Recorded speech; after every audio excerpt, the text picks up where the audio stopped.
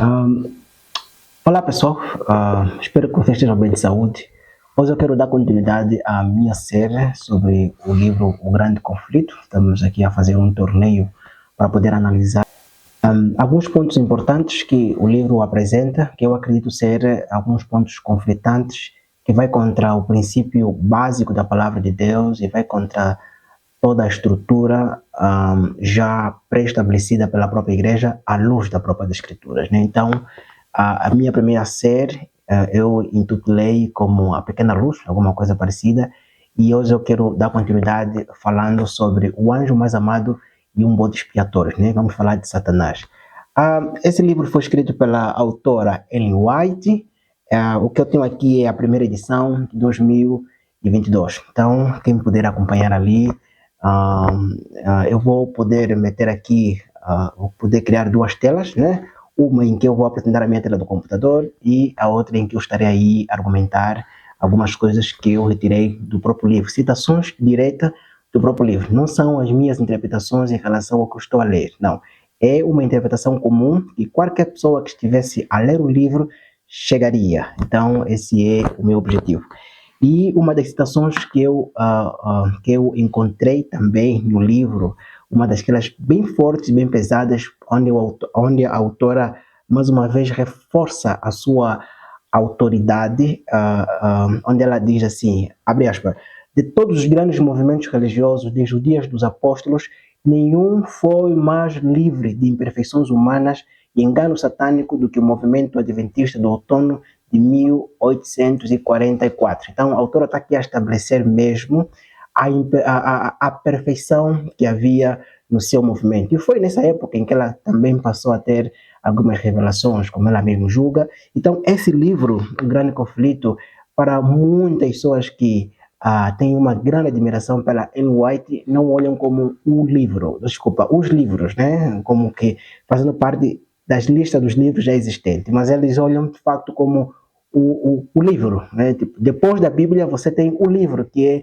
os livros da Ellen White. Então, para eles, esse livro é um livro inspirado, e a própria autora aqui reconhece, com suas próprias palavras, de que depois dos grandes movimentos que ocorreram, nesse caso, o grande movimento dos apóstolos, após essa época, o maior movimento que já existiu na Terra, depois do movimento dos apóstolos, é o movimento adventista, onde esse movimento estava ausente das imperfeições humanas e de todo o engano satânico, né? E isso é para reforçar a sua autoridade, isso é para reforçar aquela visão apaixonada que as pessoas têm pela Ellen White. Eu conversei em particular com algumas pessoas em relação a esse livro e gostaria mesmo de continuar a conversar com essas pessoas. Uma das pessoas que eu encontrei me disse que o livro é de fato um livro inspirado por Deus. Bom, só faltou me falar que depois da Bíblia esse é o livro mais importante. Só faltou falar mesmo isso. Só faltou falar mesmo isso, porque falava de forma muito apaixonada a respeito do livro da Ellen White. Então vamos lá ver então alguns pontos que ela vai retratar sobre Satanás. Eu acredito que tem aqui alguns pontos que a Bíblia não fala, mas ela consegue argumentar. E eu quando perguntei para o jovem como é que a Bíblia não fala muito sobre Satanás, como é que a Ellen White conseguiu trazer todos esses pontos? Ele mesmo reconheceu que foi por uma inspiração divina. Então, o que eu estarei lendo e tirando como citações deste livro são citações divinas, ok? É o próprio Deus a falar para nós através deste livro. Então, não considera... Bom, até a pessoa que eu estava a conversar com ele disse que o livro é só uma forma imaginativa, mas acredito que está além de uma imaginação, está além de uma imaginação, porque o pano de fundo deste livro e de todos que leem o livro e acreditam nela é de que o livro foi de fato inspirado. Então, vamos lá. Bem, esse livro, O Grande Conflito, ele apresenta Satanás como o maior inimigo de Deus. Aqui não há motivo de observações, uma vez que a própria Escritura estabelece mesmo Satanás como o maior adversário de Deus e de Cristo e do seu povo. E a Ellen White ela vai fazer algumas afirmações sobre Satanás, como quem ele era no céu, qual era, vamos lá dizer, a sua posição e como é que ele se desdobrou para trazer os enganos, né, lá nos céus. Então, a Anne White, ela vai dizer que a Satanás é apresentado como um dos maiores anjos, né? Ela vai apresentar Satanás como um dos maiores anjos. Abre aspas, ao longo de 6.000 anos, esse ser de extrema inteligência, que no passado foi um dos maiores dentre os anjos de Deus, né? Aqui ela apresenta essa ideia. Eu não sei onde que ela foi tirar essa ideia, porque as escrituras em nenhum momento nos apresenta de forma exaustiva sobre a pessoa de Satanás. Nós só conhecemos que ele é o inimigo de Deus, ele é o tentador do povo de Deus, ele é o causador de uma ou outra ação dentro do universo, mas que se ele era o mais inteligente, se ele era o maior dos anjos, eu não sei. Mas ainda White aqui conseguiu encontrar. Então, em outro lugar, ela também diz que depois de Cristo, Satanás era o ser mais honrado. Abre aspas. O pecado surgiu com um anjo que, ao lado de Cristo, tinha sido o ser a quem Deus mais havia honrado. Então, ela aqui está a estabelecer a ideia de que no céu há uma hierarquia, em que você tem Deus, depois tem Cristo, depois vem Satanás e depois o restante dos anjos. Então, ela aqui está a tentar colocar Satanás ao mesmo pé de igualdade. Não que eles sejam iguais, mas que existe uma posição minimamente iguais de atuação entre Cristo e Satanás. Eu não sei qual é a visão dela, porque ela não conseguiu, não mostrou isso em seu livro, Quem é Cristo, no sentido de sua origem, se é Deus ou se é um anjo, porque o que eu ouvi por ali, não o livro não fala disso, mas o que eu ouvi por ali é que normalmente o movimento adventista acredita que Cristo é o Miguel, então logo Cristo é um anjo, né? Porque Miguel é um anjo. Então, pronto, isso é bem problemático, a nossa visão à luz da Escritura. Então, continua assim, a Escritura não diz nada sobre qual é a posição de Satanás que ocupava nos céus. Agora, ela vai poder justificar a posição de Satanás à luz do livro de Isaías, à luz do livro de Ezequiel. O filho do homem erga um lamento a respeito do rei de Tiro. Diga-lhe, assim diz o soberano, o Senhor, você estava no Éden, no jardim de Deus. Todas as pedras preciosas o enfeitavam. Você foi ungido como um querubim guardião, pois para isso eu o designei. Você estava no monte santo de Deus e caminhava entre as pedras fulgurantes. Você era inculpável em seus caminhos desde o dia em que foi criado até que se achou maldade em você. Seu coração tornou-se orgulhoso por causa da sua beleza e você corrompeu a sua sabedoria por causa do seu esplendor. E do livro de Isaías está escrito o seguinte, você que dizia, subirei aos céus, erguerei o meu trono acima das estrelas de Deus, eu me assentarei no monte da Assembleia, subirei mais alto que as mais altas nuvens, serei semelhante como o Altíssimo. Então, normalmente as pessoas pegam esses dois textos e assumem já de primeira de que está a tratar de Satanás. Bom, eles referem-se que há uma semelhança ou é mesmo o próprio Satanás, porque o autor usa linguagem do tipo subirei acima das estrelas, ou como se ele estivesse no céu e agora quer subir um pouco mais acima. No livro de Ezequiel ele diz que era o guardião, o querubim, que era um guardião no Jardim do Éden, estava no Jardim do Éden, era a mais formosa, a mais bela. E até algumas pessoas dizem que Satanás tinha um monte de tambores, instrumentos musicais dentro do corpo dele. A sua voz era a voz mais linda, mais bonita que havia. Bem, para a vossa informação, eu não creio assim. Eu não creio assim. Primeiro é que as profecias do livro de Isaías, do livro de Ezequiel, são bem específicos e foram dirigidos para um rei e para um reino. Para Isaías estava a se dirigir ao rei de Babilônia, ou ao reino de Babilônia. E para o profeta Ezequiel estava a se dirigir ao rei de Tiro ou ao reino de Tiro, né? Podemos colocar assim. Então, normalmente as escrituras, quando vêm para descrever a riqueza, a força, o poder desses reis ou desses reinos, ele utiliza a linguagem poética para se referir dessas pessoas. No livro de Isaías, nós conseguimos compreender que a fala é sobre o rei de Babilônia, que é o Nabucodonosor, que era um rei muito arrogante, um rei muito perverso, um rei que achava que os reinos da terra, ele pensou que conquistou os reinos da terra pelos seus próprios braços, pelo seu próprio poder.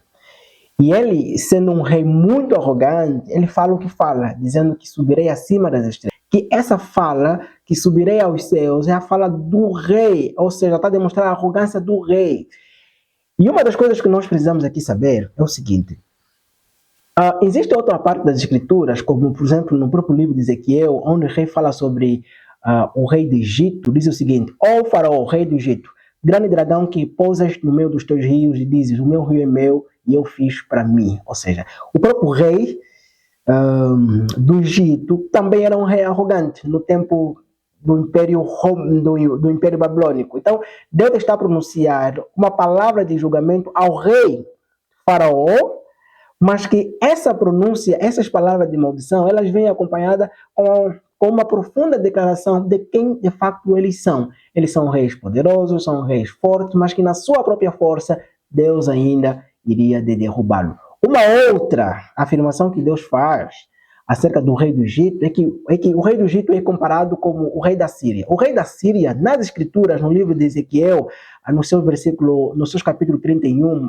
quem puder ler, vai conseguir compreender que o rei da Síria é colocado como uma árvore no meio do jardim do Éden. Ok. Se as expressões que normalmente aparecem nas escrituras relacionadas a um estado de perfeição está sempre ligado a Satanás, nesse contexto desses reis que eu falei, aqui aparece um outro que normalmente as pessoas não usam, que é que o rei da Síria era comparado como uma árvore no jardim de Deus, que é o jardim do Éden. E diz mais ainda que as outras árvores o invejavam. Como é que seria isso? Então, nenhum texto das Escrituras nos deixa claro qual era a posição de Satanás. Nós não temos nenhum relato nas Escrituras que provam e que mostram que a ação ou que a posição de Satanás no céu era esses que os profetas descreviam. Aliás, essas descrições faziam parte dos reinos e dos reis, dos poderes que esses reis de facto tinham, e que esses poderes eram dados simplesmente por Deus. Então as escrituras usou simplesmente uma linguagem poética e metafórica para falar da grandeza desses reis. Então, continuando, a própria autora vai dizer que a autora mostra que Satanás cobiçou e ficou ressentido por não entrar nos conselhos de Deus. Ou seja, um dos motivos de Satanás ter pecado, ter falhado, ter sido expulso do céu é por conta da sua cobiça. Né? Ele cobiçou estar numa posição de honra, de elevação, que esse conselho normalmente se dava entre Deus e o Filho, que é o Filho de Deus, que é o Cristo, e Satanás queria fazer parte desse conselho para saber mais das coisas. Então, quando o pecado surgiu no céu, simplesmente Deus deu a oportunidade de arrependimento a Satanás e tempo para ele implantar discórdia entre os anjos. Abre aspas. Uma nota de discórdia agora maculava a harmonia celestial. O Filho de Deus lhe mostrou a bondade e a justiça do Criador, bem como a natureza santa de sua lei. Contudo, o aviso só despertou ainda mais sua resistência. Deus foi paciente com Lúcifer. Não o removeu de sua honrada posição quando ele começou a fazer essas falsas alegações para os anjos. Vez após vez, o Senhor lhe ofereceu perdão se ele se arrependesse e fosse submisso. Deus fez esforço que somente o amor infinito é capaz de empreender para convencê-lo do erro. Ok? Ou seja, aqui a autora está mesmo a deixar mesmo aqui claro que havia uma possibilidade de Satanás ser... A autora mostra que o Filho de Deus mostrou bondade e justiça. Em outras palavras, Satanás conversou com Cristo, ou Cristo conversou com Satanás para ver se ele se arrependesse. Deus tentou negociar de várias formas possíveis para que Satanás deixasse a sua cobiça e que, infelizmente, Satanás não deixou. E ela mesma assume que Satanás não compreendia muito bem os sentimentos que havia em seu coração. Abre aspas. O princípio, o próprio Lúcifer não havia compreendido a real natureza de seus sentimentos. Em outro contexto, ela chega mesmo a afirmar que o pecado de Satanás não estava completamente maduro. Abre aspas. O pecado não pareceria ser tão mau até se desenvolver por completo. Isso só pode ser uma aberração, uma brincadeira, né? Pronto, mas como o livro é inspirado, então temos que acreditar que tudo que ela está afirmando sobre Satanás é verdade.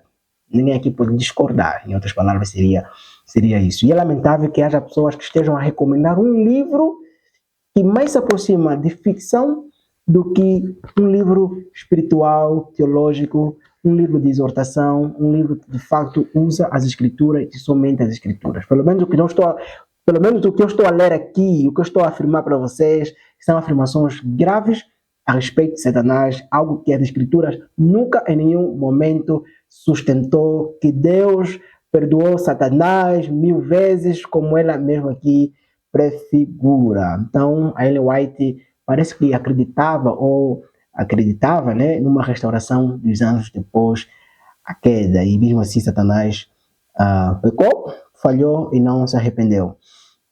Então, abre aspas, quando Deus mostrou que não havia motivo para a sua insatisfação, Lúcifer se convenceu de que os argumentos divinos estavam corretos e de que ele deveria reconhecer essa verdade para todo o céu. Caso tivesse feito isso, ele teria salvado a si mesmo e muitos anos. Então, está aqui a afirmação bem condenatória de que a Ellen White se coloca, de que Satanás poderia assim ser salvo se ele se arrependesse, uma vez que ele não compreendeu. É como se um pai que veja o seu filho que cobiça e inveja o brinquedo de outras crianças, e o seu pai olha aí e diz, ele é só uma criança. Então, é basicamente essa visão que a Ellen White está a passar para nós, que Satanás, os pecados de Satanás não era tão grave ainda, porque o pecado dele ainda era um pecado de infância, era algo ainda só para criança, né? Estava no processo de amadurecimento, né? Então, se Satanás se arrependesse, Satanás poderia ser salvo, né? Não sei se ela encontrou essa parte da escritura onde. Do que nós sabemos é que quando Satanás e os seus anjos caem do céu, a Bíblia já decretou um julgamento. Eles já estão condenados eternamente e já não há cura, nem tampouco restauração. E de todas as vezes que a Bíblia apresenta o pecado de alguém, Deus é muito paciente, sim, mas não acredito que Deus seja muito paciente com os anjos, uma vez que não foi assim, né? O que nós encontramos nas Escrituras é que no primeiro pecado de Adão, Deus expulsou Adão. E o que nos faria pensar diferente do primeiro pecado de Satanás? Deus Deus agiria em paciência, Deus iria de repensar 1000 vezes e tudo mais. Não faz sentido essas afirmações de Ellen White. Então, num certo espaço e tempo, Satanás, ou seja, Cristo conversou com Satanás para ver se ele deixasse a sua arrogância. Abre aspas. Depois de interpretar erroneamente as palavras de Cristo, passou a contar as mentiras escancaradas, acusando o Filho de Deus de tramar humilhá-lo diante dos habitantes do céu. Não sei qual era a conversa que Cristo teve com Satanás, mas aqui a Ellen White mostra que Deus e Cristo insistiram para que aquele menino chamado Satanás, e que a sua maldade, que ainda era juvenil, pudesse ser abandonado, né? Pudesse ser abandonado. E eu não sei aonde é que ela foi tirar isso à luz das Escrituras, enquanto que a própria Escrituras não fala muito sobre o pecado de Satanás. Uma outra coisa que a Ellen White faz é que um dos motivos que levou Deus não punir de forma imediata Satanás e deixou que Satanás desenvolvesse a sua maldade, o motivo era, mesmo depois de decidir que Satanás não podia permanecer no céu, a sabedoria infinita não destruiu. A lealdade das criaturas de Deus deveria repousar na convicção de que ele é justo em Deus. Em outras palavras, Deus não queria comprometer ou sujar a sua imagem, a sua bondade, a sua integridade, o seu amor, se punir Satanás de forma imediata. Então, Deus deixou que Satanás fizesse o que ele fizesse, para que os restantes das criaturas, aqui mesmo ele afirma, para que os restantes das criaturas não servissem com medo. Não. Isso é incrível, é mesmo muito, mas muito incrível essa forma da Ellen White pensar a respeito de Deus. É uma visão muito baixa sobre Deus. O que nós temos que afirmar aqui é que a visão da Ellen White sobre Deus é uma visão muito, mas muito baixa. Até chega ao ponto de ser uma visão blasfema em muitos casos, uma vez que ela mostra um Deus que está muito mais preocupado com as suas criaturas do que com sua própria glória, do que com um compromisso com sua própria santidade, né? Então é algo completamente terrível, estranho à luz das Escrituras. Também para Ellen White, ela apresenta Satanás como o bode emissário ou o bode expiatório, né? Ela vai dizer que o bode expiatório, que é Satanás, ele vai levar os nossos pecados, né? Quer dizer, além de Cristo, tem mais alguém que vai levar os nossos pecados, como se a obra de Cristo não foi suficiente. Bem, eles vão dizer que foi suficiente, como todo mundo sempre diz, né? Mas ela afirmou mesmo que Satanás vai levar os nossos pecados. Então, eu vou ler diretamente já daqui da citação do próprio livro, na página 271. Ela diz o seguinte: agora se cumpre o evento prefigurado pelo último rito solene do dia da expiação, depois que os pecados de Israel eram removidos do santuário por meio do sangue da oferta pelo pecado. O bode emissário era apresentado vivo perante o Senhor, o sumo sacerdote confessava todas as iniquidades e rebeliões dos israelitas sobre a cabeça do bode. De maneira semelhante, quando Jesus tiver terminado a obra de expiação no santuário celestial, então, na presença de Deus, dos anjos celestiais e das hostes de remidos, os pecados do povo do Senhor serão colocados sobre Satanás. Repito, os pecados do povo do Senhor serão colocados sobre Satanás. Ele será declarado culpado de todo o mal que levou os fiéis a cometer. Assim como o bode emissário era enviado para uma terra não habitada, Satanás será exilado na terra desolada. Então, são afirmações diretas da própria Ellen White, mostrando que Satanás vai levar também os nossos pecados, algo que as Escrituras em nenhum momento apresentam. Então, eu vou aqui apresentar alguns pontos para poder provar que a Ellen White está equivocada nessa afirmação de que Satanás vai levar os nossos pecados. A primeira coisa que nós temos que saber é que o templo e toda a mobília e todo o serviço que ocorria dentro do templo, nenhuma daquelas coisas fazia referência a Satanás. O templo fazia referência à pessoa de Cristo. O próprio Cristo mesmo disse que destrói esse templo e eu erguerei outro. A própria palavra de Deus também disse que nós somos o templo do Espírito Santo. Então, o templo aponta para Cristo e toda a mobília que havia dentro do templo apontava para Cristo. Igualmente, os animais que lá haviam, que Deus pedia para fazer o sacrifício, principalmente os animais como o bode, o cordeiro e outros que eram utilizados para a expiação de pecados, todos eles apontavam para Cristo e nunca apontavam para algo fora de Cristo. E nas Escrituras, algo que os homens adventistas cometem muitos erros, simplesmente para querer defender as suas ideias. Eu já vi erros semelhantes. Eles dizem que Satanás tem outros animais que pode ser usado para prefigurá-lo, né? Enquanto que nas Escrituras, Satanás só é apresentado, ou seja, os animais que representam Satanás em termos simbólicos são a serpente e o dragão. Não existe mais nenhum outro animal que as Escrituras utilizam para falar sobre Satanás. Eu já vi alguém dizer que a besta que subiu do mar é Satanás e tudo mais. Não, não é Satanás nenhum. As bestas que aparecem no livro do Apocalipse ou no livro de Daniel não está a fazer referência a Satanás, mas são bestas que utilizam o poder de Satanás. Isso sim é que é verdade. Então, é um erro achar que Satanás pode ser apresentado de forma metafórica por um animal que não seja a serpente ou o dragão. Então, também nas Escrituras, Cristo fez a expiação pelo pecado dos homens, daqueles que são chamados por Deus ao arrependimento e para receberem perdão pela fé. Então, em nenhum momento as Escrituras apresenta uma outra forma, um outro sacrifício que se aproxima ao sacrifício de Cristo, né? Todos os outros sacrifícios são sacrifícios inúteis e vãos e reprovados diante de Deus com o objetivo de receberem o perdão. O único perdão só nos foi dado e nos é dado por meio de Cristo.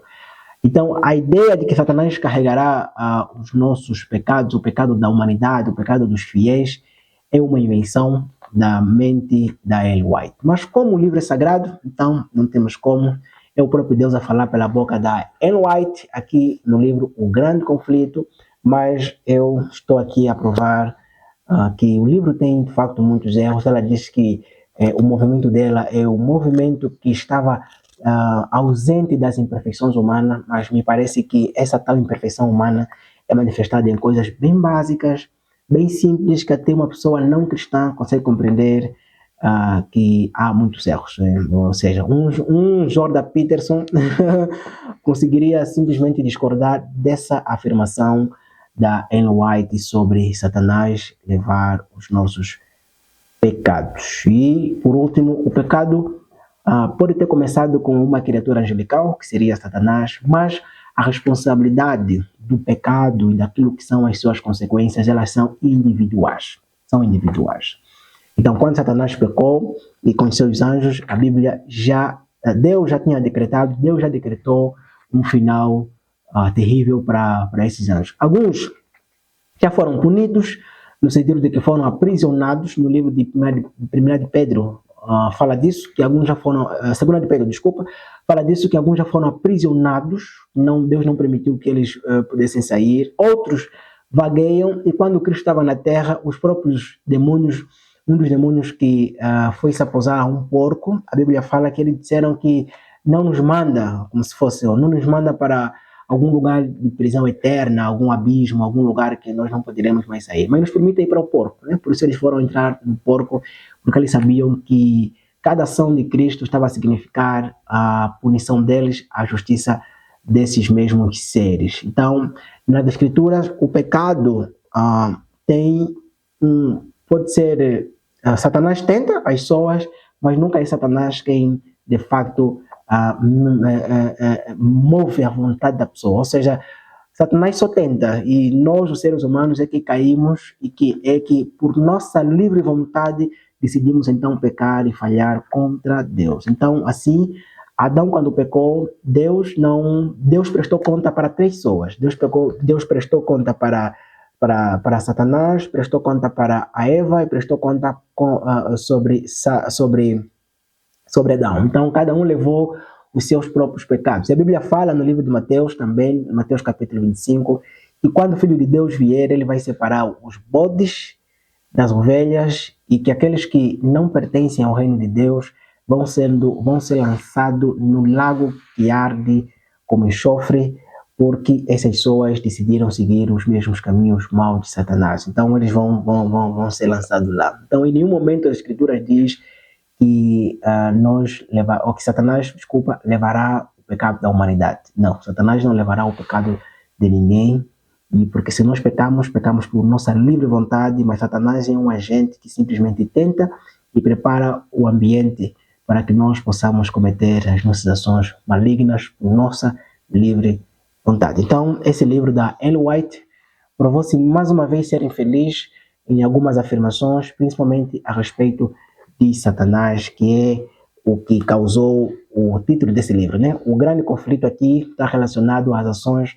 de Satanás. Então, ela não é honesta e não pega as Escrituras, unicamente as Escrituras, para fundamentar os seus pontos. Então, eu quero que você deixe o seu like, deixa também o seu comentário. Se há aí alguma afirmação deste livro que tu achas que eu posso fazer algum vídeo, algum comentário em torno, tu podes também comentar. E compartilha acima de tudo, né? Compartilha para ver se conseguimos ajudar e livrar algumas pessoas para que não caiam na rede deste livro, O Grande Conflito. Então, Deus te abençoe e te guarde.